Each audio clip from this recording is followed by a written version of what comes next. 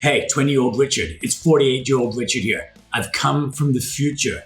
Listen, and listen well.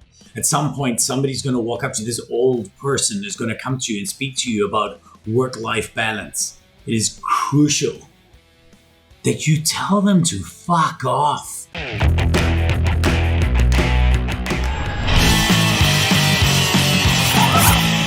We live in a world obsessed with work-life balance, and rightly so. It's an amazing thing. Like in any given day, I read both fiction and non-fiction. I work out. I get to go to jiu-jitsu. I get to play a board game, spend time with my kids, have lunch with my wife, and put in a full working day. I get to do this though because I worked until my eyes bled in my 20s. That can't be good for you. For the vast majority of human beings, work-life balance is an achievement that you unlock. Luckily, there is a cheat code to that achievement. The cheat code is working your ass off in your 20s. And you see, your 20s are an interesting time because you have two superpowers. Superpower number one is stamina in every sense of the word. All night long. Now, when you're in your 20s, it's like you have an intravenous supply of Red Bull that is fueling your life. You ever had a Red Bull? I never had a Red Bull before, but I had a Red Bull last night. I really like Red Bull.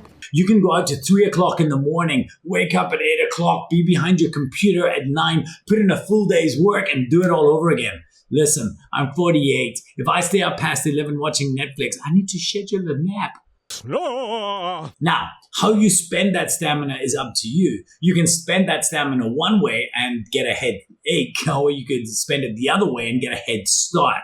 I'm a team latter, right? If you can put that into work and get a head start, you're off to the races. There's a fantastic allegory that I heard about twins on their 20th birthday. And the one twin decides on their 20th birthday to start investing $100 a month every single month. On their 30th birthday, they get together and the first twin decides to stop adding to their investment account. They would leave it there, but the second twin decides to start investing, and they start investing $100 a month from their 30th birthday for the rest of their life. Even doing that though, the twin who started at 30 was never able to catch up with the twin who started at 20 and stopped. That's the power of compound interest, and it's the power of getting a good head start.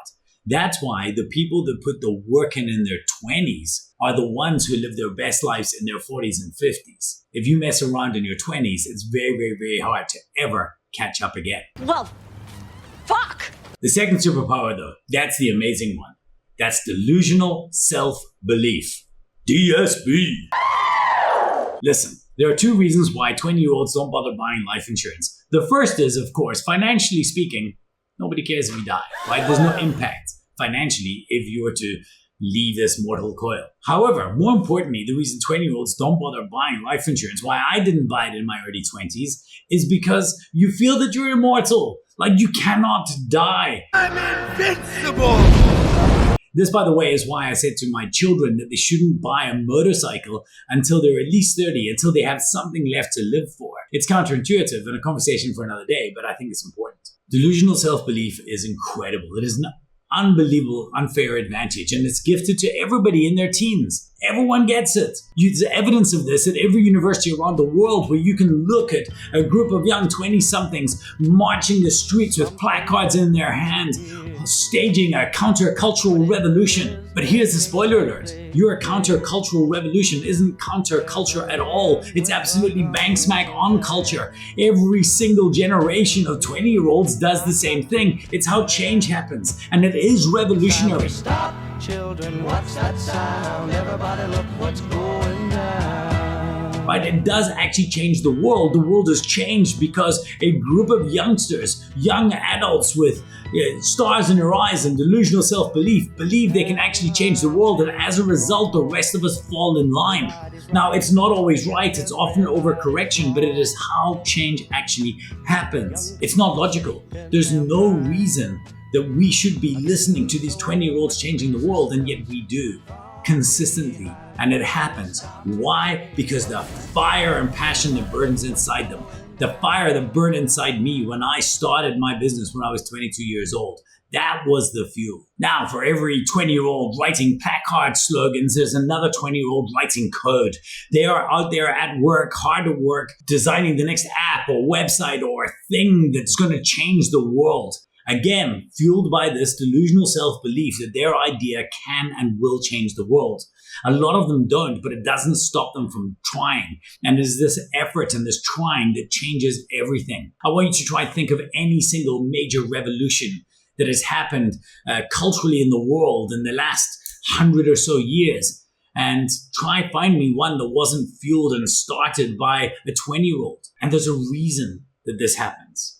And the reason is, and this is the bad news, is that delusional self-belief gets taken away from you again when you're 30. You see, when we start, we're trading off this unconscious incompetence. We don't know what we don't know. But all of a sudden, we start getting to the point where we do know things. We know what we know, and we know what we don't know. They don't know that we know they know we know.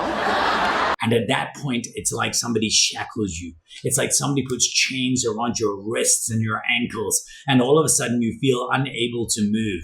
There's a few reasons for this. One is because you know what you don't know, and two, because your mistakes have higher stakes. If I make a mistake now in my business, my children don't go to school. Right? This is a problem. It is critical that while we have those resources of stamina and delusional self-belief, we do everything we can with them. Hey, Richard in your 20s, look, bro, you worked your ass off, but here's the bad news. You didn't work hard enough. You tapped out too early. You should have put in another good 3 or 4 years. You should have worked until your fingers were stumps at that stage. If you were me now in my 40s, nearly 50, I'd been able to be a whole lot more relaxed. And that's a lesson for all of you. Work-life balance is amazing. It's incredible. But parents, be careful talking to your children about it too early. What's big in your world isn't big in their world. They need time to work through that and to earn it. And unfortunately, there is no value yet in tapping out. This myth about living this balanced life, all it's doing is it's culling the herd. It's making it easier for the people who do work hard. It sounds cynical. It sounds like some old person trying to explain away their life. But the bottom line is there is evidence of this. It is repeatable. You can falsify it. You can see it time and time and time again. Work your ass off. Work-life balance is for fools and old people. Enjoy it once you've earned it. Until next time, lead loud.